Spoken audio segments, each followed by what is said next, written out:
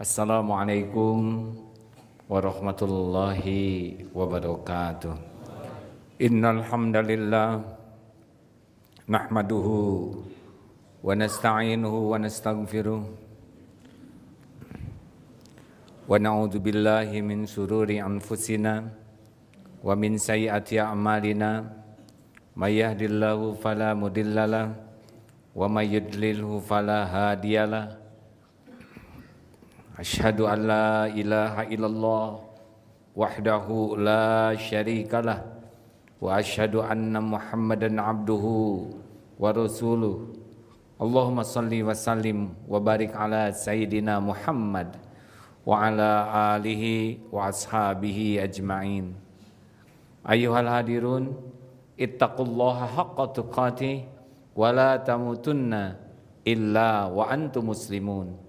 Wa qala Allahu ta'ala fil Qur'anil Karim, a'udzu billahi minasy syaithanir rajim, faqultu astaghfiru rabbakum innahu kana ghaffara yursilis samaa'a 'alaikum midrara wa yumdidkum amwal wa banina wa ja'al lakum jannati wa yaj'al lakum anhara. Shadaqallahul azim.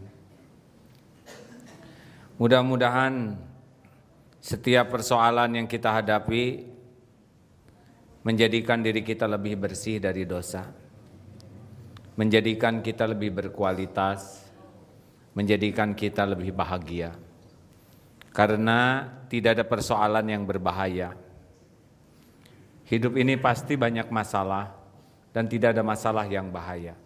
Yang berbahaya adalah salah menyikapi masalah. Persis seperti ujian. Ketika ujian di sekolah, tidak ada persoalan yang bahaya, tidak ada masalah yang bahaya. Orang tidak lulus bukan karena soal, orang tidak lulus karena salah menjawab soalnya.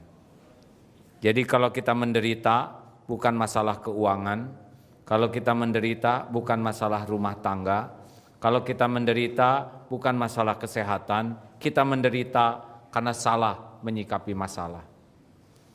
Semua masalah yang menimpa kita terjadi dengan izin Allah dan sudah diukur oleh Allah yang Maha Tahu seadil-adilnya. Tidak akan melampaui kemampuan kita. Kita menderita karena dolamtu nafsi, karena kita menzolimi diri kita sendiri. Tidak ada kesengsaraan dari masalah. Bahkan orang naik derajatnya dengan masalah. Yang bermasalah adalah yang salah menyikapinya. Nabi Muhammad SAW masalahnya amat berat, amat kompleks, pelik, banyak. Tapi dengan masalah itulah kita bisa melihat keagungan, kemuliaan, kehebatan Rasulullah SAW. Saudaraku sekalian, yang paling jadi masalah bagi kita, kalau kita ada masalah, kita lebih sibuk memikirkan memecahkan masalah. Padahal kita tidak dirancang untuk memecahkan masalah sendiri. Rasulullah SAW yang paling banyak dan pelik masalahnya selalu berdoa seperti ini. Ya Hayyu ya Qayyum birahmatika astaghits wa aslih li sya'ni kullah wa la takilni ila nafsi tarfata ainin. Wahai Allah, wahai yang maha hidup, wahai yang mengurus segala-galanya sendiri dan terus menerus, dengan rahmat-Mu tolonglah saya. Perbaiki urusan saya seluruhnya ya Allah. Dan jangan serahkan kepada saya walaupun sekejap mata, tarfata ainin. Jadi Nabi Muhammad yang sangat cerdas, yang ilmunya sangat banyak, yang pengalamannya luar biasa, tidak mau menghadapi masalah sendirian, selalu ingin ditolong Allah walaupun dalam sekejap mata. Kita sering mengandalkan pikiran sendiri, dipikirkan siang malam, Allah tidak diandalkan, itulah masalah utama kita. Kita minta tolong ke sana sini, telepon sana, telepon sini, lari sana, lari sini, padahal Allah Maha dekat, tidak kita mintai tolong. Itulah yang membuat kita stres. Terlalu banyak mikir, sangat kurang zikir. Silahkan periksa. Siapapun jamaah yang hadir, yang stres, pasti kebanyakan mikir selain Allah. Uang, keluarga, anak, tapi tidak pernah dikaitkan kepada Allah. Sedangkan Rasulullah masalahnya kompleks, banyak, rumit, pelik, tapi selalu minta tolong ke Allah. Fadkuruni adzkurkum. Minta tolong ke Allah, nyambung ke Allah, Allah akan membimbing kita. Hati jadi tenang, pikiran jadi jernih, jalan keluar nampak. Oleh karena itulah, siapapun yang menghadapi masalah tidak pernah bersungguh-sungguh menginginkan pertolongan Allah, itulah masalah kita yang utama. Sudah bodoh kita ini, banyak mikir, pasti stres. Karena Allah menjanjikan pertolongan bukan kepada yang jago mikir sendiri, tapi yang mikir sesuatu langsung jadi zikir, minta tolong ke Allah.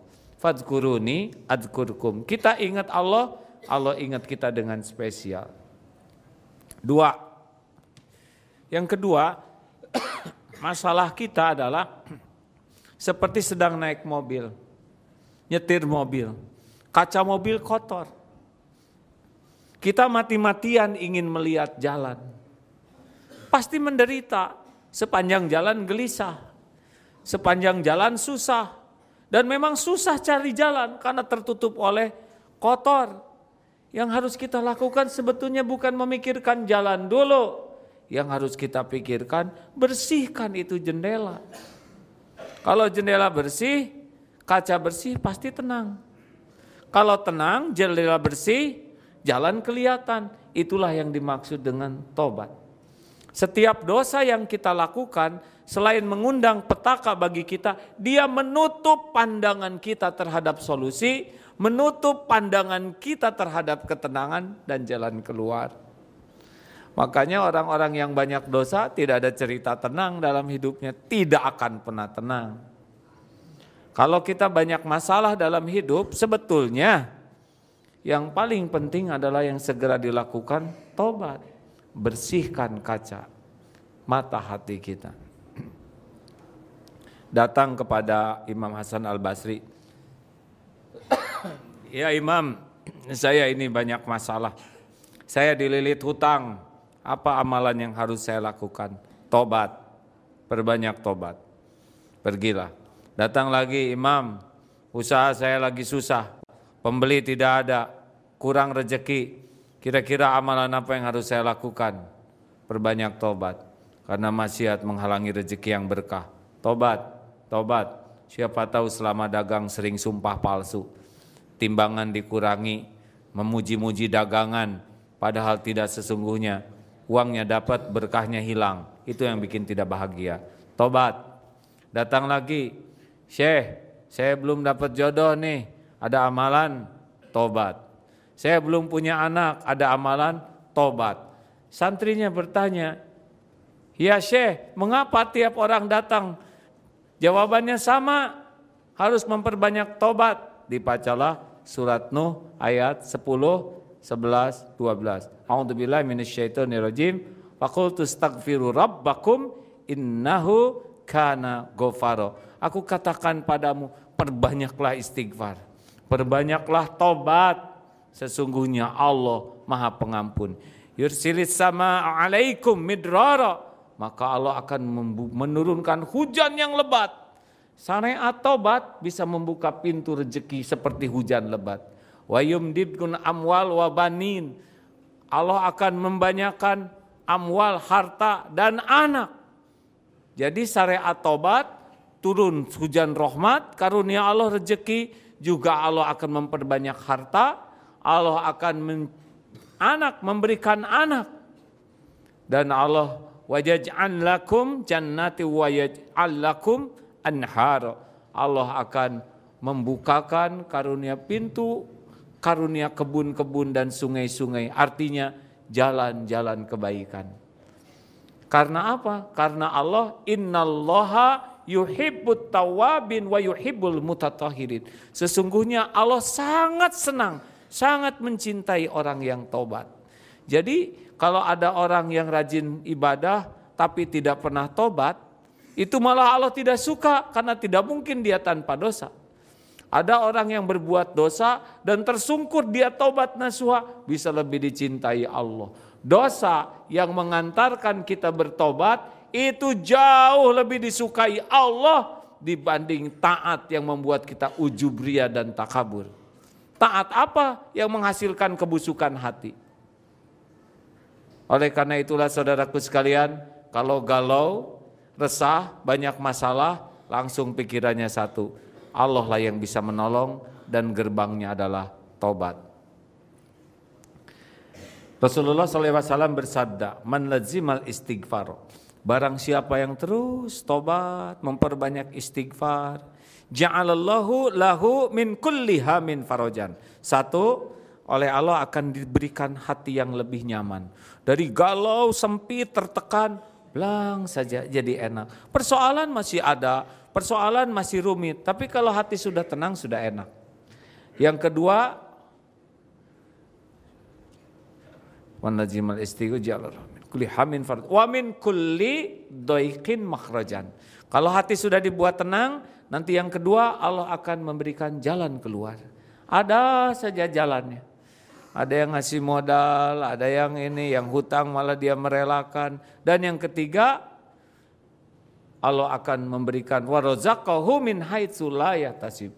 Akan diberikan kejutan-kejutan. Anak yang tadinya nakal tiba-tiba jadi soleh. Istri yang tadinya rewel tiba-tiba jadi lembut hatinya.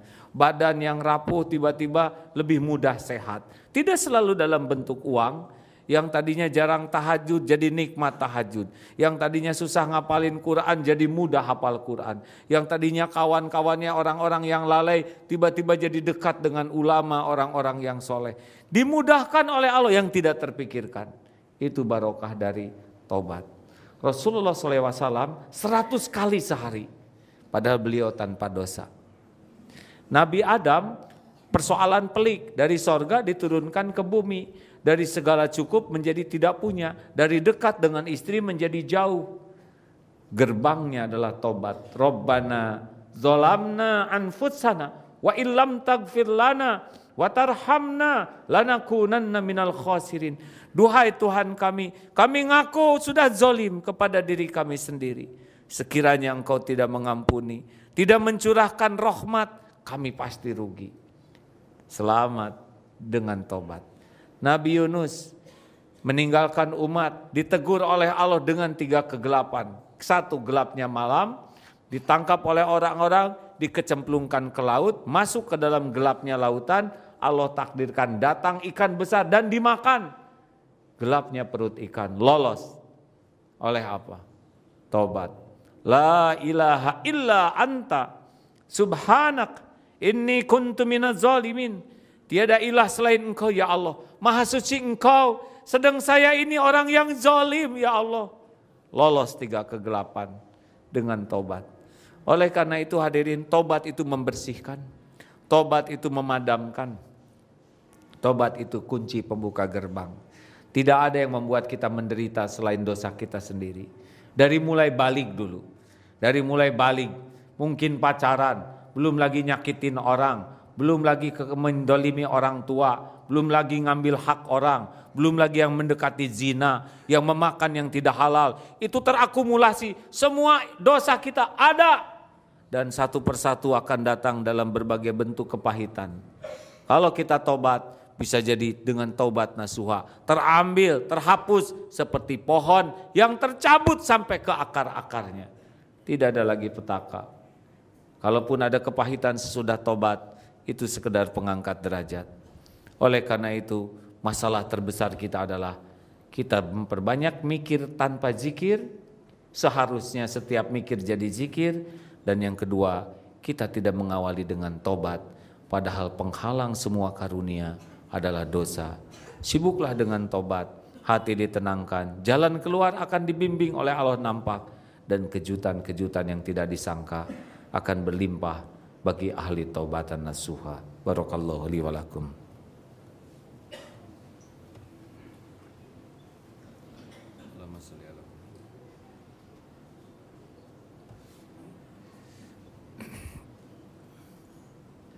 Alhamdulillah. Alhamdulillahilladzi khalaqal mauta wal hayata liyabluwakum ayyukum ahsanu amala wa huwal azizul ghafur. Allahumma shalli wa sallim wa barik ala Muhammadin wa ala alihi wa ashabihi ajmain. Asyhadu an la ilaha illallah wa asyhadu anna Muhammadar Rasulullah. Hadirin, tobat itu seperti apa? Syarat tobat yang paling utama adalah remuknya hati jujur menyesal. Ketika hati ini menyesal sekali, sudah melakukan maksiat, sudah mendekati zina, sudah mengambil hak orang, sudah berbuat keji, nyesal. Perasaan nyesal yang menyesakkan hati itu menunjukkan kedalaman tobat. Tidak termasuk orang tobat yang tidak menyesali perbuatannya. Apalagi bangga, saya sudah maksiat, saya sudah mabok, saya sudah zina, sekarang tinggal tobat. Dia tidak tobat karena dia tidak menyesal dengan perbuatannya. Kiai Ghazali dari Jawa Barat pernah mengibaratkan secara penyesalan seperti ini. Ada seorang anak kecil yang melawan ke orang tua. Sang ibu marah, tapi anak tambah menjengkelkan. Malah bergurau yang membuat makin marah. Saking jengkelnya diambil alu dan dipukul. Ternyata kena kepalanya dan anak itu ternyata tewas. Apa yang terjadi? Pasti menyesal. Saya tidak niat. Aduh, betul-betul nyesal sudah membunuh anaknya sendiri. Penyesalan yang dalam pasti tidak ada rencana untuk melakukan keburukan yang sama. Selain seharusnya saya tidak melakukan ini. Nah, seperti itulah orang tobat. Makanya seorang bapak yang ingin anak-anak soleh, sulit merubah anak. Yang kuasa merubah anak adalah Allah. Kita yang tobat, ya Allah saya ngaku belum jadi bapak yang benar. Anak-anak saya berperangai buruk karena saya, ya Allah. Engkau sudah lihat kelakuan saya. Saya orang yang tidak jujur, saya kotor, saya tidak tahu agama. Saya bergelimang maksiat, engkau tahu ya Allah. Seorang bapak yang mau jujur menangisi dirinya, itu Allah tahu. Allah lihat setiap tetesan air matanya. Allah tahu getar jiwanya menyesali keburukannya. Dan tidak sulit bagi Allah membulak-balik hati anaknya, istrinya. Dibanding dengan nasihat. Padahal kita orang yang tidak jujur, penuh maksiat. Air mata tobat lebih disukai Allah daripada sekedar memainkan lidah, membuat nasihat. Saudaraku, air mata tobat itulah kuncinya. Yang kedua, sesudah menyesal eksplisit minta ampun ke Allah. Minta ampunan. Rabbana zolamna, ya Allah saya ngaku sudah zolim.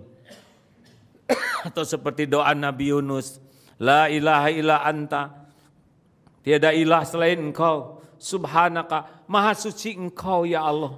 Apapun yang engkau lakukan pasti baik, pasti benar. Sedangkan saya yang menyebabkan semua ini, saya yang zolim. Pengakuan, permohonan ampun, dan sangat ingin diampuni Allah, itu akan membuka banyak hal. Dan yang ketiga syarat tobat, stop. Berhenti dari berbuat maksiat. Tutup jalan berbuat maksiat. Kalau kita ketemu orang ini dan jadinya dosa, jadinya maksiat berulang, jangan temui. Hapus nomor teleponnya. Apapun pintu menuju maksiat tutup. Itulah ciri orang-orang yang tobat. Kalau kita tahu dengan bergaul dengan kelompok ini kita jadi maksiat, jangan masuk kelompok itu. Jangan kumpul-kumpul dengan orang yang jadi maksiat. Kalau kita lewat tempat itu jadinya dosa, jangan lewat sana. Kalau punya komputer atau video di kamar jadinya maksiat, keluarkan itu. Semua pintu maksiat ditutup dan Allah lihat. Nanti Allah menguatkan kita bisa menghindari dari dosa. Hijrah. Dan yang keempat, kalau mau tobatnya maksimal, segera perbuat kebaikan. Kalau pernah mengambil hak orang lain, selain dikembalikan, sedekah yang banyak. Sedekah. Pernah memakan yang haram, selain kita minta ampunan, beri makan orang yang halal, terus keluarkan. satu kebaikan dicatat 10 kali lipat dan lebih, satu dosa hanya dicatat 1. Kalau kita pernah menghina orang, doakan orang yang pernah kita hina selain minta maaf. Terus baik, makin banyak kebaikan, makin banyak sedekah, karena sedekah seperti air yang memadamkan api.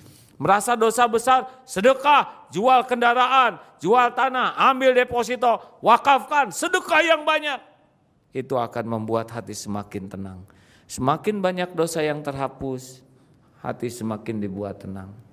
Galau, gelisah, bingung, itu ciri orang yang banyak dosa dan kurang tobat.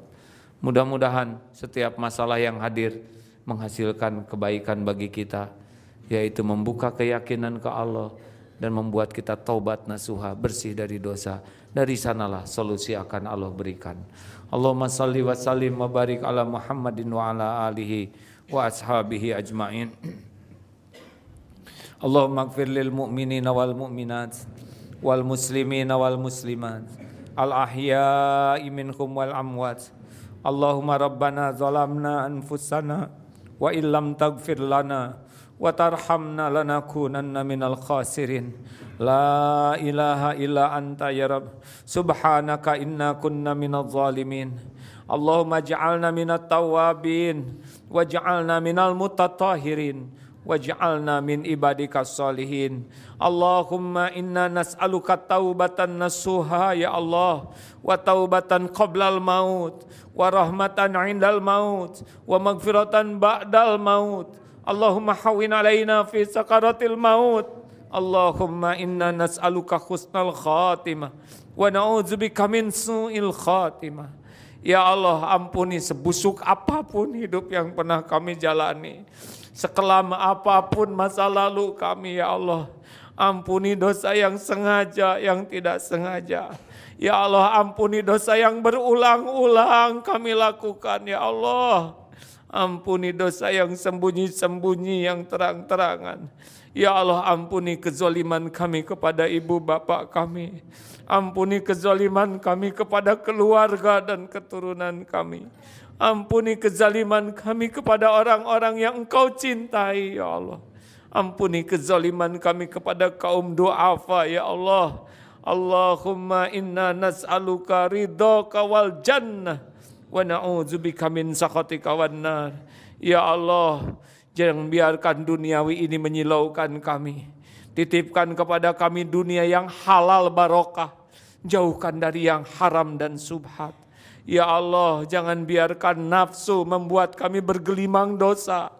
Kuatkan kami menghindari maksiat. Ya Allah, jangan biarkan syahwat membuat kami berkubang maksiat. Kuatkan iman kami ya Allah. Muliakan akhlak kami ya Karim. Istiqomahkan ibadah kami. Terima tobat-tobat kami ya Arhamar Rahimin. Rabbana atina fid dunya hasanah wa fil akhirati hasanah wa qina adzaban nar. Subhana rabbika rabbil izzati amma yasifun wa salamun alal mursalin walhamdulillah.